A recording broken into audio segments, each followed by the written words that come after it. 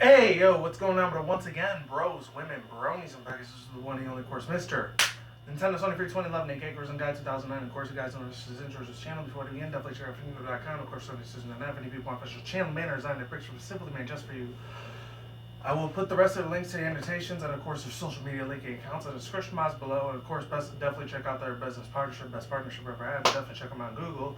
With that mouthful out of the freaking way, so before I begin, real quick. I decided to let you people know about a day or two ago. I actually found out about this. I didn't get to report it yet. I'll probably do it like on a separate video with, my Nintendo Sony news I usually do most of the time, or once a month, maybe my anime manga news once in a while. What I do. Speaking of which, I'm not sure if I'm gonna do it mid-late September, October when I start doing those anime trailer like reaction reviews like I used to do back in I think April was the last time I did. So it's been almost 4 solid straight months the last time I did one of those, and I've been getting hundreds of thousands of views on those things. I want to bring that success back to my channel again like I used to. I'm not saying to just like, comment, subscribe. I could say that and just be a complete douchebag and just thrive off your money, which I don't want to do that because, that's the reason why I keep the monetization ads on. I really wish there was other ways I could do it, but that's the only way I'm being able to get paid, unfortunately. I'm going to tell you how much because, that's confidential, but not very much. Let's just leave it at that. Anyways, actually looked at this thing real quick. Probably take 2-3 minutes before I get into the thing, which is My Little Pony Friendship is Magic, Season 5, Episode, almost at 15. Episode 13, Do Princesses Dream of Magic Sheep? I'm going to get to that in about 2-3 minutes, but I just want to take the quick time to say this badass looks sexy as fucking hell. Looks so epic. So insane, so old school retro, so 80s, so early 90s in a way. Almost when I was a 90s baby, really, instead of a 90s kid, but it is what it is. But yeah, I actually heard about these Nintendo plates. I think it was like 2,970 yen. I think in Japan. I don't know how much that is in pounds in Europe. I'm not sure how you guys do that over there. But I know here in the US that roughly translates to about 20 to 25 bucks. It's a little bit pricier than the $5 to $10 ones that they used to have for the DS and 3DS XLs, and even like the 3DS, what's it called, handheld plates that they used to have, which, example like these ones right here, like the one I got. They were kind of like this size, but a little bit more different. But anyways, yeah, ladies and gentlemen, I will not forget to put this link in the description box below if you want to read more up to it. I'm going to be doing a separate video on that when I talk about Nintendo, Sony news or whatever, whenever I post type of articles, when I talk about my overall thoughts, views, and opinions on those articles, and how I feel about it, pretty much. Anyways, all I can say is I think it's based on Mr. Game & Watch, which is weird because I always thought Nintendo had the rights to that game. Apparently, I thought it was like 1971, 78, 80, I think when it came out. I just know it came out years before I was even born. But I would like to see Nintendo do a lot more old school retro stuff like this.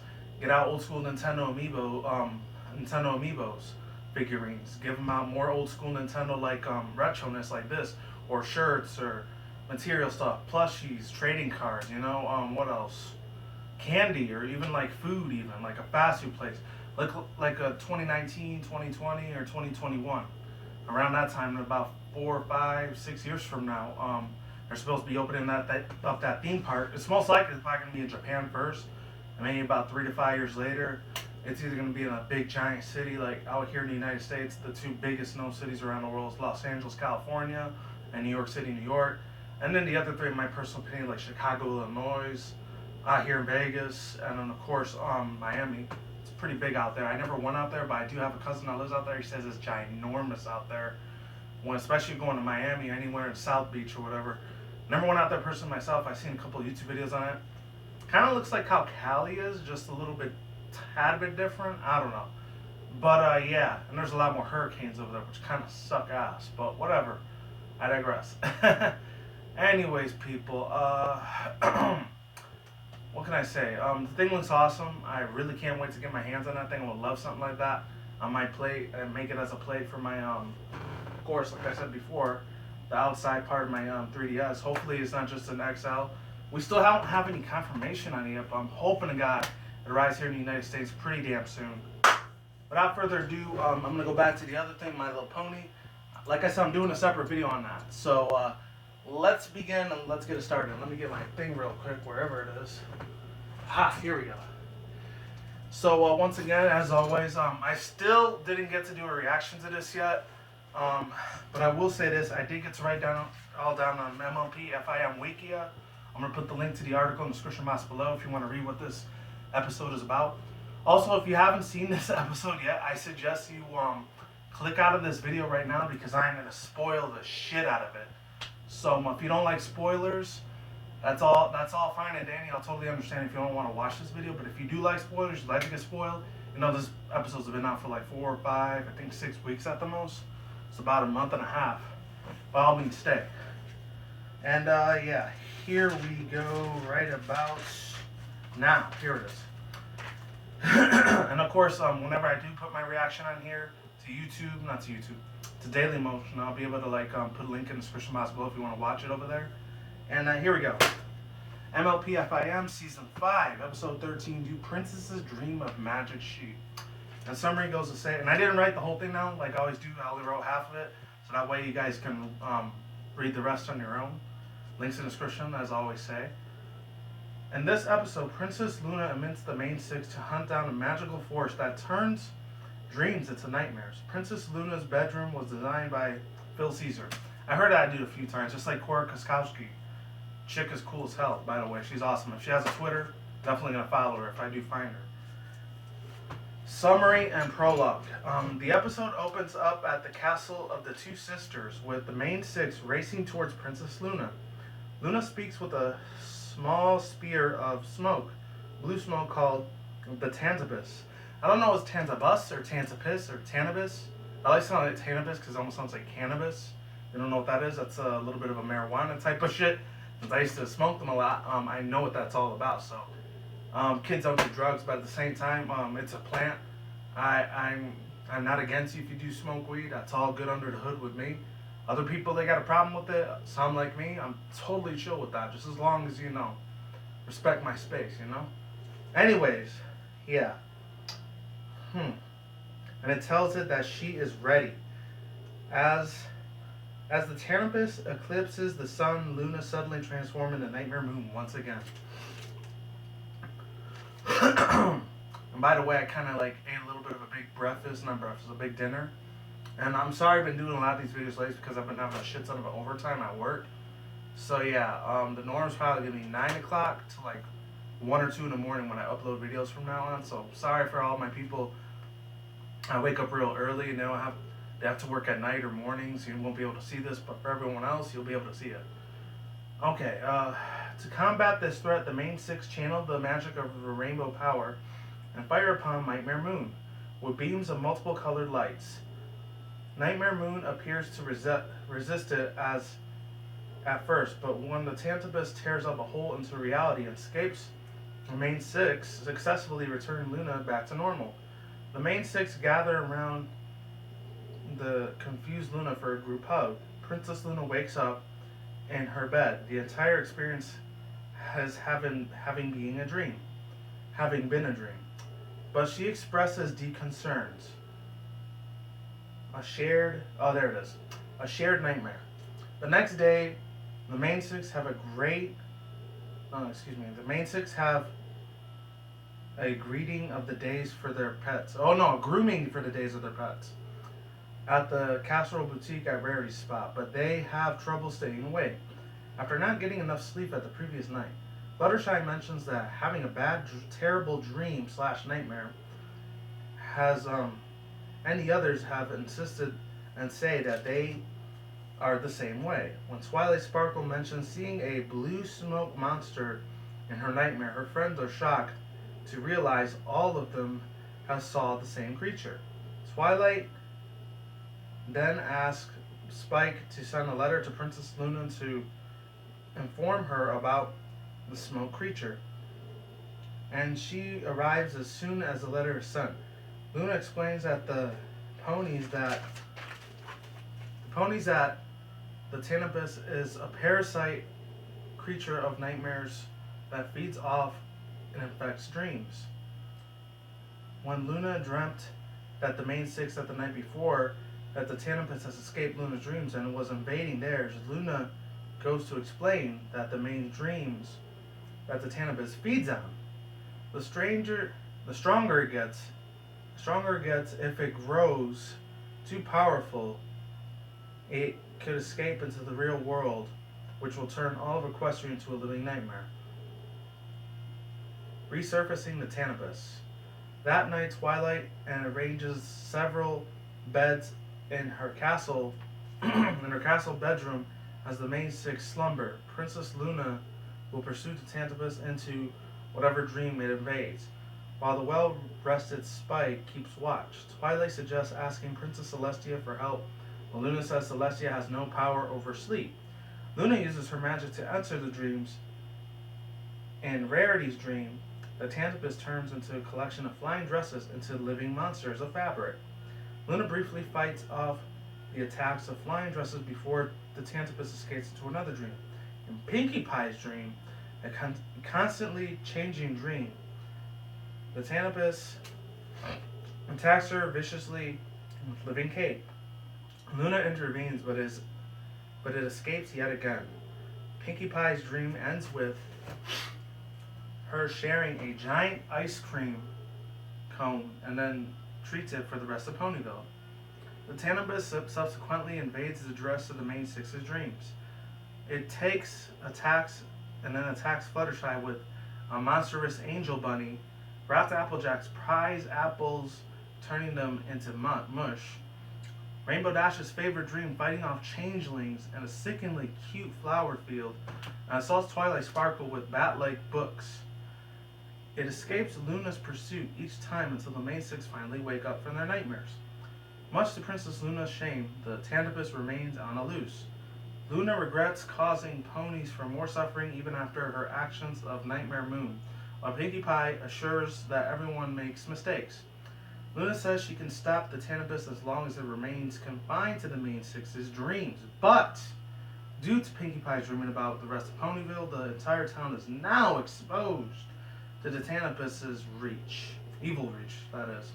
And the rest of this information is going to be in that Wikia down in the description box below, like I just said for a billion times already. Hopefully you guys are getting sick of that. But yeah, ladies and gentlemen. Now to the best part of these videos, the spoilers. So one last chance I'm going to be giving you guys before I spoil the shit out of this freaking episode. Because that was only half of it, I spoiled it for you. Not the whole thing. Let me just talk about the highlights first before I start getting the spoiler territory. My God, there was so many more. There was like, it's a quadruple amount of highlights and references, and a shit ton more Easter eggs in this episode than there was in Amending Fences, which I just finished doing. I still gotta upload that. I'll probably upload that one tonight. I was gonna do it today, but I ran a shit ton amount of time when I got back to work. I was tired. I was extremely exhausted. My ass was completely destroyed when I had to work overtime. So yeah, I didn't get a chance to do it. But my God, what else can I say about this? There's a big giant referencing. I'm not sure if the writers and producers of this show put it on there on purpose or they just did this obliviously and had no idea that it was going to be like a meme on the internet. But there was a scene where Lyra and Bonbon, when the rest of Ponyville ends up dreaming about like trying to take over the Tanibus, they show them as Cat Dog. And if any people don't know what Cat Dog is, it was a 1999 Nickelodeon show. I grew up with it as a 90s kid, of course. And my God, it's about these two cats named Cat and Dog, and they're stuck together, and they're like fused. Their bodies are fused together, so they can never like go anywhere separately. I felt like that was a big callback when they did that to Lyra Mom. I was like, oh my God, they did not just put a Cat Dog reference right there. Oh man, that was so damn good. Very smooth, very, very sneaky on the production side of things of the writers to drop that in there. And I think it was not Josh Scorburn. I forgot the dude's name. Something Sonnenberg, John Sonnenberg or something Sonnenberg. I don't know which one of the writers of the staff that made this episode, but well done, sir. Well done, good sir. You were awesome. There was a lot of other cameo appearances, obviously. There was the whole thing with Flutterbat back in season 4 when that whole Stop the Bats episode was pretty damn big. I think there were the apple bats or fruit bats. I forgot what episode it was.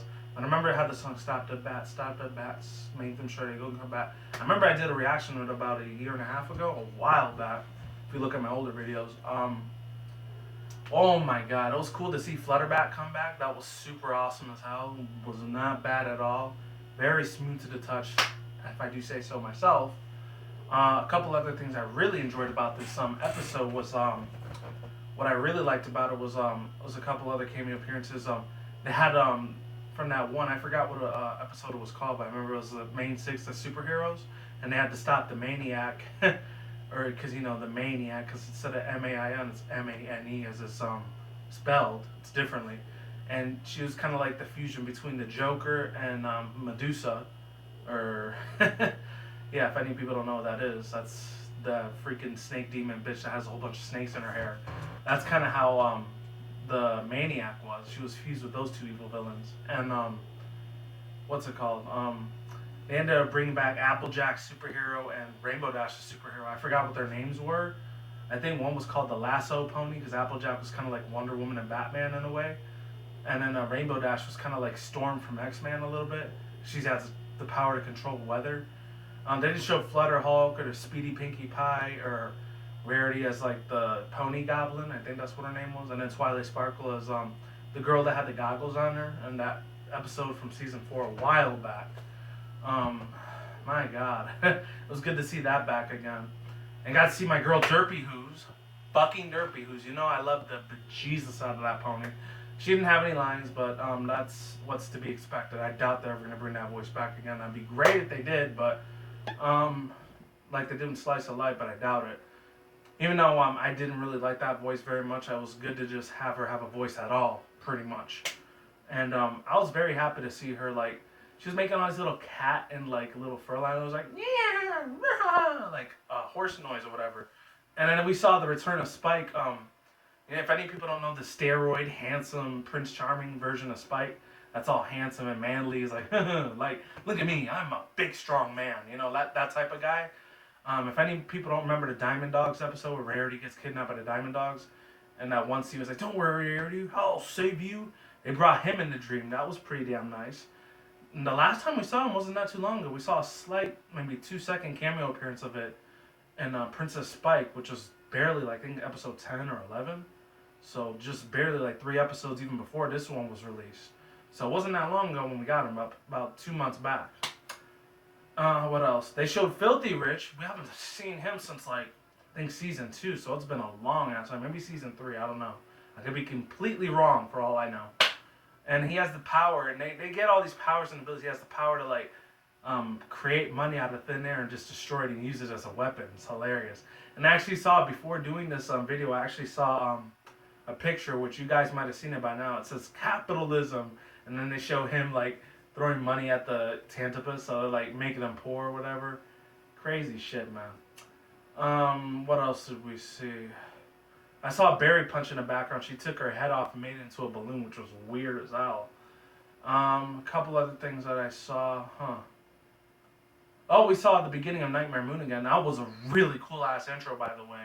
I'm glad they brought her back, even if it was for like the first 30 seconds of the show, of the episode. It was nice to see her back being evil, even though she was still good, but she was just having a dream. And this whole thing, I'm not sure if it was in Generation 1 or 2 of My Little Pony, because the Tantipus, that sounds like something that could have came from Generation 1.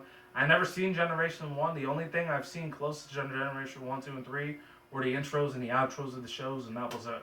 I've never seen an episode from any of those generations, especially with Generation 3. The only way you can see that is if you either get it on Blu-ray DVD, because it went straight to DVD back in the early mid-2000s to 2003 to about 2008. So pretty much the whole time I was in middle and high school, it's been around for that long.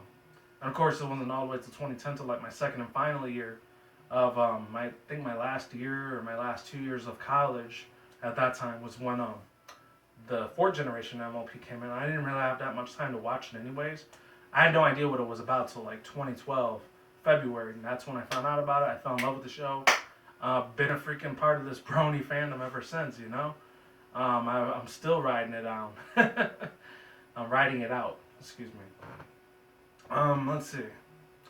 cameo appearances, any references that they had. The only thing that's comes to mind, the changelings, the ones that they showed in Rainbow Dash's dreams, that was pretty fucking cool. I will respect the writers and producers for putting that little cameo appearances with the changelings, trying to kick Rainbow Dash's ass and pretty much taking names, and the whole freaking 9 yards. It was amazing to see Rainbow Dash beating the shit out of all the changelings. As much as I give her a lot of crap for me not liking her very much, I actually did feel bad for her a little bit after she woke up. She was in this like panic state, like, oh my god, oh my god, oh my god, like I'm gonna be so traumatized. It was hilarious. I love that part right there. Even though I felt bad for her, but whatever. The whole evil little angel bunny thing was crazy. It turns into a big giant demon monster like with a flame tail, like fucking Charmander from Pokemon. I don't know why, but that is what it is. And then Fluttershy got the shit scared out of her.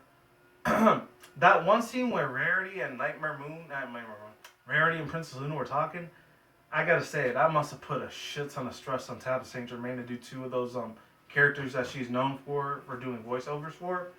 So it must have felt weird when she was talking to herself in that scene. I can only imagine Tabitha St. Germain like talking to herself back and forth. Because when she does Luna's voice, it sounds extremely royal. It sounds very British. It sounds very extremely fancy and elegant, you know? When Rarity does the voice, she kind of does it. When she does Rarity's voice, it's a little bit different. It sounds a little bit funkier and a little bit more clumsy than it is serious when she does Rarity's voice. But it was really awesome, bro. I'm not sure if anyone else got that vibe, but I did. What else? Any other spoilers I can ruin for you guys if you haven't seen it yet? Is there anything else, really? Let me think. The one part where Spike says, I'm gonna open my eyes, I'm stay up all night. Dude, like that. That was freaky as hell, but it was funny. I liked it a lot. Who else? The one part where Pinkie Pie is to say, are you kidding? I'm never gonna be able to go to sleep. I can stay up all night. I'm not sure when I'm gonna go to sleep. She ended up just like freaking knocking her ass the fuck out, pretty much. She just sleeps and she's just completely drenched the hell out, and she is completely out like a light, like that, when she thought she was gonna go stand. That was awesome as hell. I love that shit. Oh, and they also brought back the super power ponies. Not the power ponies. That was the superheroes from season 4. I'm talking about when they fought T-Rex at the end of season 4. They brought them back again. I'm not sure if they have a specific name yet, even though they should have. It's been almost 2 years since they've been out as toys. I guess the magical hyper super saiyan ponies, if you want to call them that. I don't know. They brought them at the beginning of the show instead of using the Elements of Harmony, because you know that's gone now. The Tree of Harmony's dead, so they don't use Elements of Harmony anymore, because that's in the Everfree Forest now. But other than that, we got to see all the pets again. That was cool. So we know that Winona, Alicious, Tank came back after a couple episodes back in episode 4, 5, or 6, I think. And thanks for the memory. So I guess that freaking what's it called? That hibernation ended pretty fast. I know a lot of the Bronies people were saying that, oh, the only reason that the writers, scripters, and producers were using hibernation as a thing instead of death and a passing away of a family or a friend or a loved one was because they didn't want to show kids the real meaning of life, you know? I could agree with that to a certain extent. I mean, if they would have killed off Tank, I don't think they probably would have did it. They probably would have just said Tank got lost and he's not coming back ever again if they wanted to get rid of him and give Rainbow Dash a different pet, which I don't know what other pets they can give her besides a turtle. If it's going to be something really random again, it's either going to be a snail, a crab, a sea pony. Nah. Speaking of which, I don't know if they're ever going to bring sea ponies into this Generation 4 MLP, unless they're going to save that all the way to Season 6.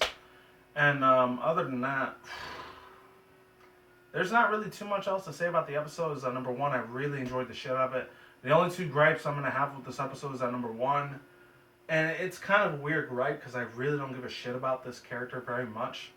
No offense to Miss Nicole Oliver that does her voice, but it was kind of weird that we didn't see Princess Celestia anywhere.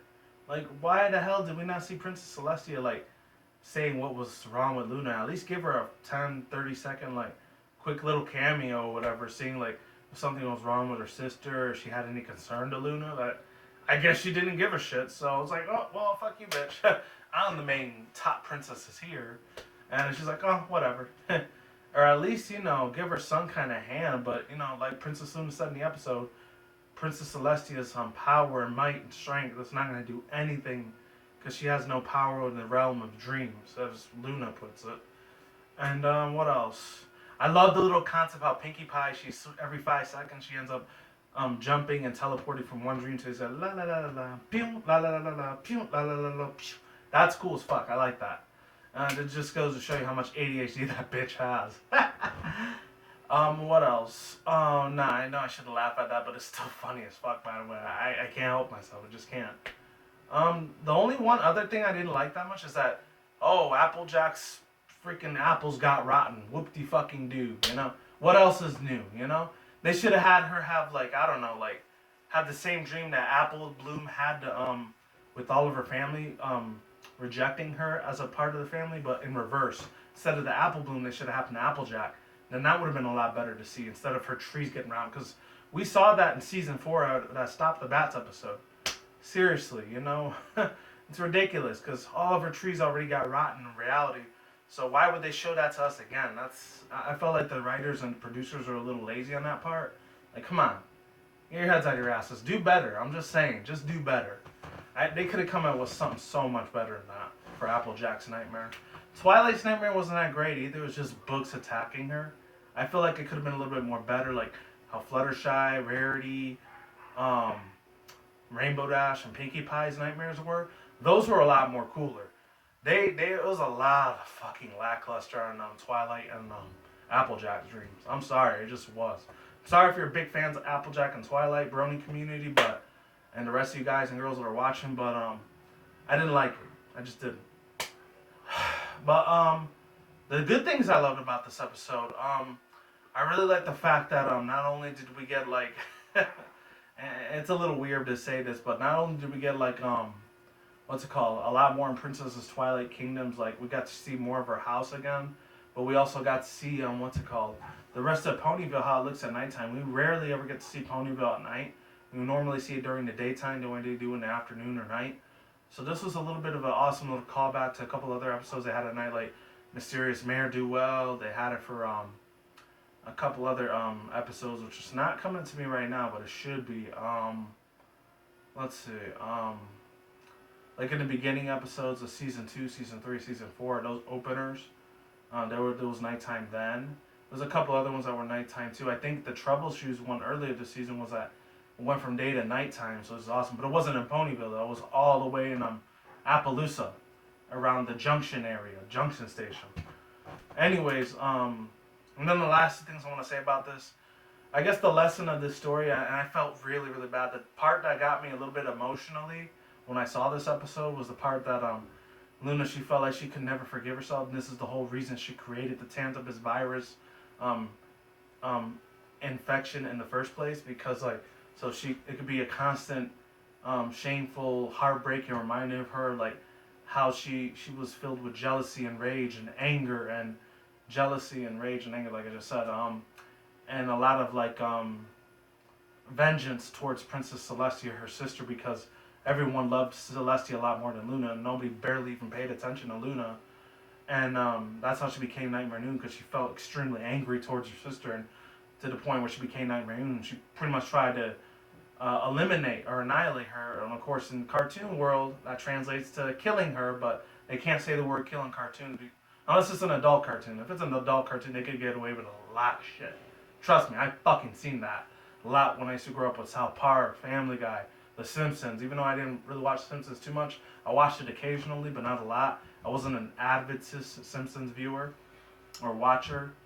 What else? A lot of other things, like a lot of Comedy Central cartoons. There's a shit ton of them that are adult cartoons. I've seen crazy ass fucking jokes that were hidden subliminal messages. That, of course, as a stupid ass teenager, I thought they were funny as fuck, because you know I was a perverted ass motherfucker back then.